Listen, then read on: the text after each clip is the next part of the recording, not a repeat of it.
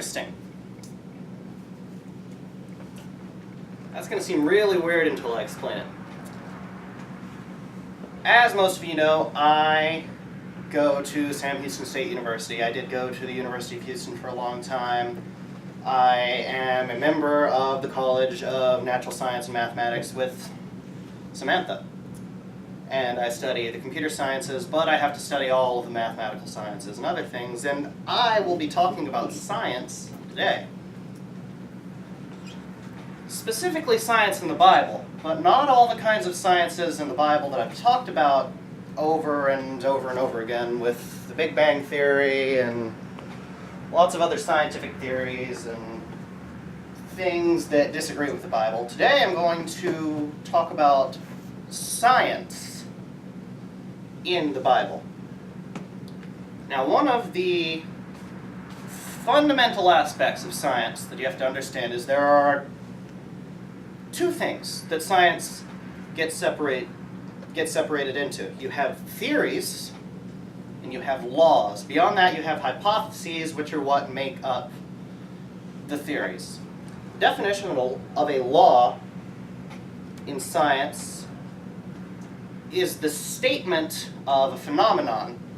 Why I dropped the spoon and the penny in my keys demonstrates a law of science, that's gravity. You have other laws in science, you have light, stuff like that. The observation of a phenomenon makes it a law. We all know that there's gravity. That is the law of gravity. There's a theory of gravity as well that tries to explain why gravity does what it does, but I'm not going to get into that. A theory is a detailed explanation of a phenomenon. Like, if you have, let's say the Big Bang Theory real fast. The universe was created. It's expanding. That can be observed. I don't know if there's a name for it, but that would be a law. The theory behind that law, there are dozens of them. You go into string theory, you go into Big Bang Theory. They have lots and lots of explanations. And you can debate a theory, you cannot debate a law. Once a law is put into place, it is firmly into place. And you can either try and explain it, or you can try and explain it. Because once something is vividly apparent, it's vividly apparent. There's no excusing it. So that is one of the most important concepts in science. So today I want to come up with some biblical laws and then some biblical theories and see what the world thinks, what we think, and which one is better. Because when it comes down to theory and science, once you have a law, what basically happens is everyone gives their opinion of what they think happened, and whichever one has the most evidence becomes the valid, most correct argument published in the papers, and then they start talking about that. Sure, the other side gets stuff too, but there is usually an objective way to tell which theory is more likely. This is important, very important, because there are most people today that are not in the church that hear all these things about the Bible. The Bible's not accurate, the Bible's mistranslated, the Bible's old and slow, there's no evidence to it, all the people that follow the Bible don't know what they're talking about, they're uneducated, and all of these things are very, very wrong. And that's what's wrong with our society is, first of all, people don't read the Bible when they go to talk about it, so they don't know anything about the Bible when they go to talk about it, so they make assumptions about the Bible based on information that they didn't know in the first place, so they end up being wrong and still talking about it. So, it is a real shame I do not have my Greek Interlinear Bible here today, because that is what I would be preaching out of, but I'll settle for the New King James. Now, I'm going to start with Daniel chapter 10, because the first law I want to establish is prophecy in the Bible comes true. Period. Is a vivid observation that just happens. Prophecy in the Bible comes true. You can debate about why, you can debate about how, you can debate about, what evidence we have that the prophecy comes true, but the fact is, prophecy in the Bible, Old Testament, New Testament, hundreds and hundreds of prophecies have come true in the Bible. That makes it a law. We'll call it the law of prophecy. You have theories to explain why prophecy comes true. We believe that prophecy comes true because it was given by God to the people, and God has control over everything, so he simply made the prophecies come true. Yeah. Nothing more to it than that. The world has to believe something else. Otherwise, they would believe as we do. So, one of the common belief, if you're not Christian, is that prophecy comes true because they wrote it in later. I mean, that's the only thing that could have happened, right? If they were able to make 500 predictions in the Bible and every single one of them came true, that's not okay. No one else has done that. No other book has ever done that. That means they must have written it in later. Well, surely we can prove it either way. So, one more thing before we get to Daniel chapter 10. When it comes to translation of the Bible, you have two significant parts. You have the Old Testament and the New Testament. The earliest codex of the Old Testament that exists is the Leningrad Codex. I've talked about this a lot. It is dated around 1000 BC. Long, long time ago, before most of the, maybe not most, but before a lot of the books in the New Testament were written. After that, the default codex for translating the Bible is the Masoretic Codex, which is a mix of the Leningrad and the Dead Sea Scrolls and maybe one or two others, that was standardized around 200 BC. So the Old Testament has not changed since just before Jesus. It was standardized by the Jews. It's what we use to translate the Bible into English today. There's no, well, it was translated this way, and then it was translated again, and then it was translated again, and it didn't evolve. When I turn and open the book of Genesis, and turn and open the book of Leviticus, and turn and open the book of Exodus, and all those things that happened pre-1000 BC, you're reading straight translation from Leningrad to English. It has not changed. I got into a big debate with my friend at 2 in the morning last night, or this morning, however you want to call it, about this. And, I ended up going to sleep after we talked, and he texted me about 20 times at like 6 in the morning because it had kept him up all night, and he had been researching it, and he said, you know what, you're right. It's kind of, you can say it's kind of drifted, but the fact is 97 to 98% accurate. Over 3,000 years, the Old Testament has not changed. It's the same for the New Testament. The New Testament is primarily translated from Greek instead of Hebrew, and we have the individual codexes of the books. The last book to be published, and I said published loosely, the last book to come out in the New Testament was the book of Jude. I almost said Ruth. I don't know why I did that. Which came out roughly from 100 AD to 120 AD. All of the other books have pretty well verified dates with their first manuscripts that we can go back to, written by them. It's very, very clear. I don't know the name of any of the Greek codexes. I only know the Hebrew ones, which is a shame. If I had my interlinear Bible, it translates straight from Masoretic into Hebrew and then translates each word.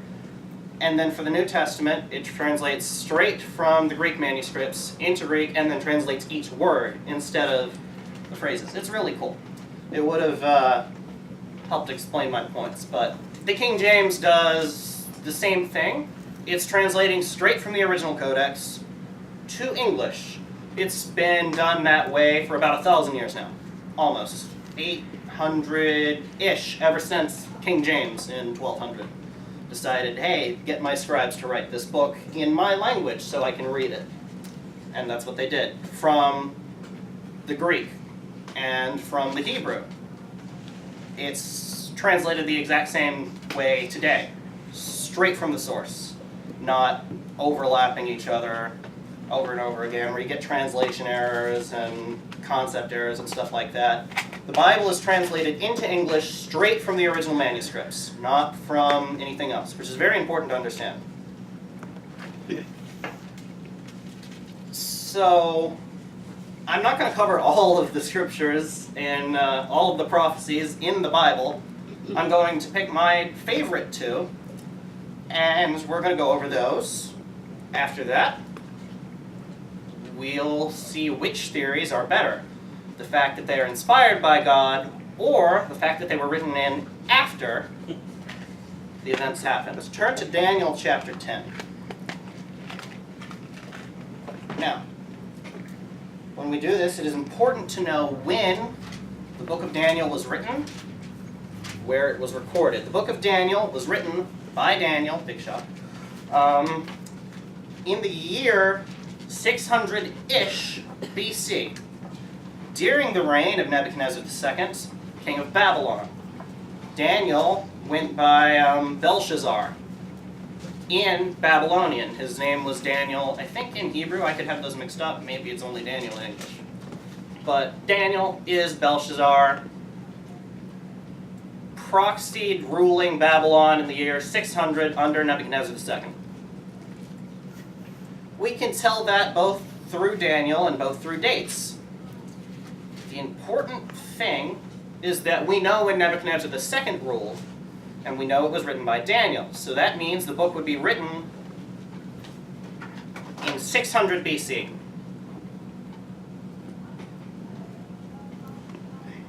The copy we have of Daniel doesn't come from Leningrad, because Leningrad is older than that, and thus wouldn't have the new book in it. It's from Masorete Codex. People have tried to argue when the book of Daniel was written. Some people like to say that it was written in 200 BC, because if it were written in 600 BC, all of the prophecies would make sense, and that's not okay. However, the argument has been completely and utterly debunked, because in the Dead Sea Scrolls they found in a cave, there are many, many, many copies of the book of Daniel, and the Dead Sea Scrolls are much too old for them to have had almost any copies of the book of Daniel if it had been from 200 BC. So archaeologically speaking, the book of Daniel was absolutely written in 600 BC. There's no way it could be written any earlier than that, because the caves are too old. The copies are too old. It just doesn't make any sense. So now we'll go through the prophecy in Daniel chapter 10. I'll go through it very fast, and fortunately for me, this prophecy is interpreted by Gabriel, so I don't have to interpret it for you. Now, Daniel 10:1. In the 3rd year of Cyrus, king of Persia, a message was revealed to Daniel, whose name was called Belshazzar. The message was true, and at the appointed time it was, but the appointed time was long, and he understood the message and had understanding of the vision. In those days, I, Daniel, was mourning for 3 full weeks. I had no pleasant food, no meat, no wine came into my mouth, nor did I anoint myself at all till the 3 weeks were fulfilled. And on the 24th day, on the side of the river, that is the Tigris, I lifted up my eyes, and behold, a certain man clothed in linen, whose waist was girded with gold from Uphaz. His body was like beryl, his face was like the appearance of lightning, his eyes like torches of fire, his arms and feet like burnished bronze in color, and the sound of his words like the voice of a multitude. And I, Daniel, alone saw the vision, for the men who were with me did not see the vision, but a great terror fell upon them, so that they fled and hid themselves. Therefore I was left alone, no strength remained in me, for my vigor was turned into frailty, and I retained no strength. Yet I heard the sound of his words, and while I heard the sound of his words, I was in a deep sleep, and with my face on the ground. Suddenly a hand touched me, which made me tremble on my knees and on my palms of my hands. And he said to me, O Daniel, man greatly beloved, understand the words that I speak to you, and stand upright, for I have now been sent to you. While he was speaking the words to me, I stood trembling. Then he said to me, "Do not fear, Daniel, for from the first day that you set your heart to understand and to humble yourselves before God, or to humble yourself before God, your words were heard, and I have come because of your words. But the prince of the kingdom of Persia withstood me 21 days, and behold, Michael, one of the chief princes, came to help me. For I had been left alone there with the kings of Persia." I am in the wrong chapter. It's chapter 8. This is an interesting thing, though, as well. That ties back into this. Whoops. Third year in the reign of King Belshazzar. This is 8:1. "A vision appeared unto me, Daniel, after the one that appeared unto me the first time. I saw in the vision that it happened while I was looking. I was in Shushan, the citadel, which is in the province of Elam, and I saw in the vision that I was by the river Ulai." All of these things are in Persia. Ulai, he was in Persia in the dream. "And I lifted my eyes and saw there, standing beside the river, was a ram which had 2 horns, and the 2 horns were high, but one was higher than the other, and the higher one came up last. I saw the ram pushing westward, northward, and southward, so that no animal could withstand him, nor was there any that could deliver from his hand. But he did according to his will and became great.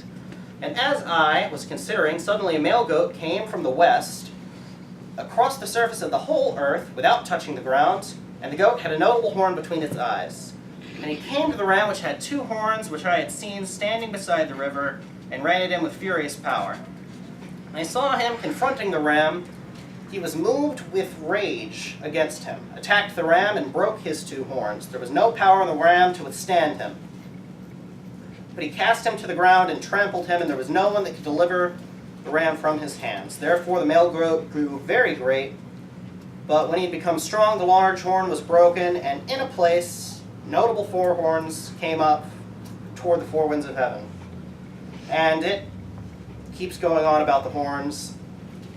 And then he starts thinking about the vision. As he's thinking about the vision, starting in 16, "And I heard a man's voice between the banks of the Ulai," the river he's at, "who called and said, 'Gabriel, make this man to understand the vision.' So he came near where I stood, and when he came, I was afraid and fell on my face. But he said to me, 'Understand, son of man, that the vision refers to the time of the end.' Now, as he was speaking with me, I was in a deep sleep on my face to the ground. But he touched me, and I stood upright. And he said, 'Look, I am making known to you what shall happen in the latter time of indignation, for the appointed time the end shall be. The ram which you saw having 2 horns, they are the kings of Media and Persia. And the male goat is the kingdom of Greece. The large horn that is between the eyes is the first king. As for the broken horn and the 4 horns that stood up in its place, are the 4 kingdoms that shall rise out of the nation, but not with its power. And in the latter time of their kingdom, when the transgressors have reached their fullness, a king shall rise, having fierce features, who understands sinister schemes. His power shall be mighty, but not by his own power. He shall destroy fearfully, and he shall prosper and thrive. He shall destroy the mighty and also the holy people.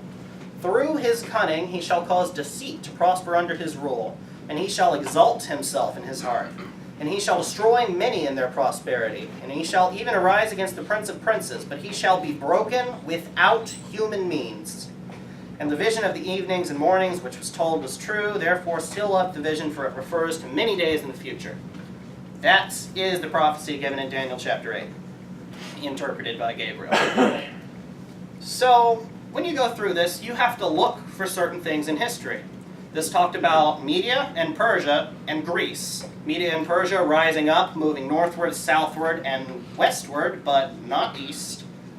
It talks about them becoming very great, and then Greece coming along, the first king of Greece, leading Greece against Persia and conquering it, crushing it.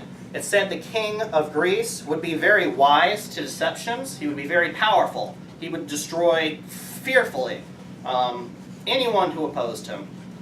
It said he would exalt himself in his heart. It said he would be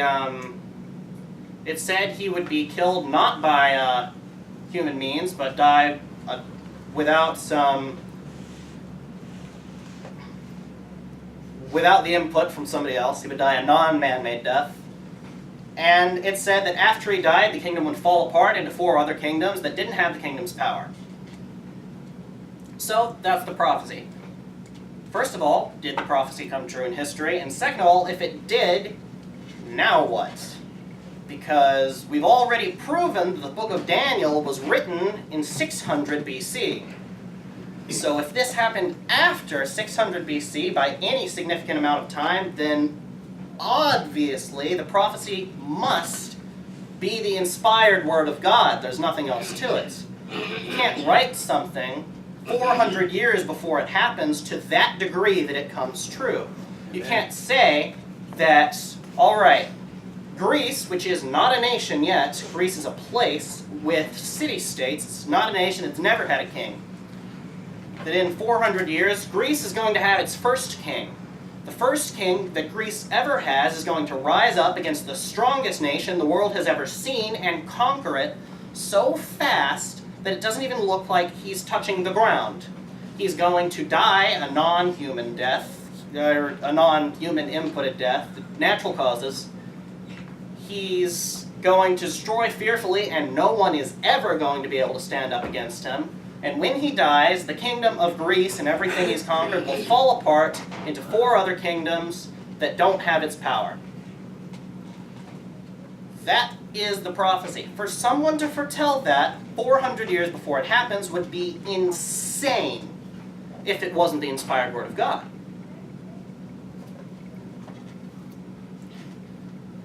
So, the book of Daniel was written in 600 BC. In roughly 300 BC, a man was born in Greece, one of the city-states called,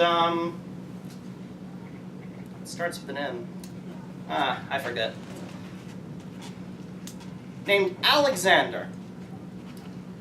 At the age of 14, Alexander was thought to have been born of Zeus and his mother. It was thought that on the day of his birth, Artemis was so busy attending his birth that the temple of Artemis burned down that very same day. And it did, which is funny. He did all kinds of things. He tamed this horse that nobody else in the kingdom could tame. He broke it at the age of 14.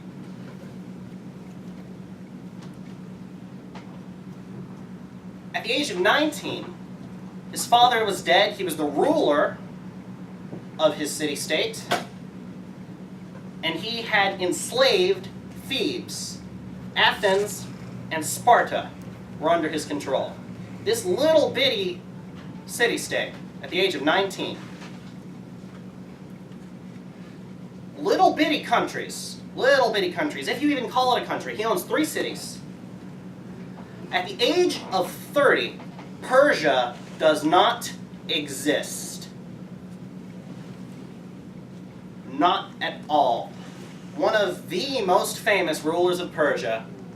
You have Xerxes, and then you have Darius II. Darius II of Persia was the most powerful ruler Persia has ever had. He conquered all the way, starting from Persia, starting from just before India, all the way into Greece. You hear about the armies that pushed from Persia, that drank the rivers dry, hundreds of thousands of people moving into Greece, and the whole Battle of the 300 with the Spartans trying to stand against the Persian army, and all these other things. That Persia, under Darius II, was the strongest Persia has ever been in history. In 11 years, it did not exist because a small city in Greece had rose up and conquered everything. First, it conquered Greece, then the Balkans, then from Gaza, then to Giza, then to Persia, and one other big place, Assyria, I think. After that first king of Greece that defeated Persia very quickly died, Greece split up into 4 nations, not having the same power. He died of an illness, not of a man-made death. He never, ever, ever lost a battle. He is the strongest military leader anybody has ever seen because 90% of the time they were outnumbered. And he never lost one battle. Forget the wars. Every single battle he was in, he crushed the enemy. He spared those that didn't oppose him, but the people that did oppose him, he massacred. This was foretold in the Bible to happen 300 years before it happened. I know I said 400, I wasn't thinking. Daniel got a vision in the year 600 BC about an unbelievable event that would happen in the year 300 BC. That makes the book of Daniel the inspired word of God any way you slice it. Amen. There's no translation error. There's no way to confuse or explain away what happened in the book of Daniel. That is 1 out of 500 prophecies in the Bible. According to the law of prophecy, of the prophecies coming true, which we inscribed, we have two theories. One theory is that the book has to be the inspired word of God, and the other one is wrong. That concludes my lesson. Thank you.